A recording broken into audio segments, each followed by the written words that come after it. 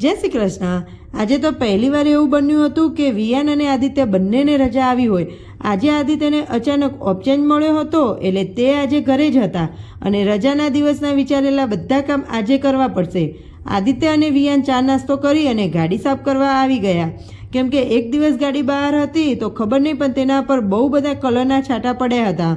મેં ફટાફટ જમવાનું બનાવી લીધું અને અચાનક બપોરે 1 વાગે આદિત્ય કે મારે પાણીપુરી ખાવી છે, તો બીજું શું, આપણે તો 2 ગેસ ચાલુ કરી અને 2 કુકર ચડાવી દીધા। એકમાં વટાણા બાફવા મૂક્યા હતા અને એકમાં ચણા મૂક્યા હતા। અને આદિત્ય કીધું હતું કે આજે મંદિર પણ જવાનું છે, તો ફટાફટ તું જમવાનું બનાવીને રાખજે। હવે સાંજના 4 વાગે તો મેં બધું જમવાનું પણ બનાવી દીધું અને વધારાના વાસણ પણ ધોઈ નાખ્યા હતા। ચા નાસ્તો કરી અને અમે થઈ ગયા તૈયાર મંદિર જવા માટે।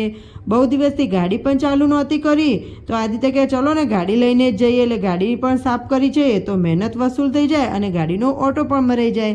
પછી અમે આવી ગયા હતા મંદિર દર્શન કરવા માટે અને પછી ત્યાંથી પણ પાછો નવો પ્લાન બન્યો કે બાજુમાં નર્મદા પાર્ક છે, તો ચલો ત્યાં પણ ટાઈમ છે તો જતા આવીએ। થોડીવાર નદી કાંઠે બેસ્યા અને મસ્ત નજારો એન્જોય કર્યો। પછી તો વિયાનને લઈ પ્લે એરિયામાં આવ્યા, પણ અહીં તો બધું તૂટેલું જ હતું। રમવા કરતો તો વાગવાની વધુ બીક લાગે એવું હતું, પણ ગાર્ડન બેસવા માટે સારું હતું એટલે અમે થોડીવાર માટે ત્યાં જ બેસી ગયા। અને અહીં આવીને વિયાન તો ભાઈ માલામાલ થઈ ગયો, તેને તો પૈસાનું બંડલ મળી ગયું, એટલે તેને રમવા માટે સાધન મળી ગયું। ઘરે આવતી વખતે પૂરીઓ લેતા આવ્યા અને જમવાનું તો પહેલેથી જ બનાવીને ગઈ હતી।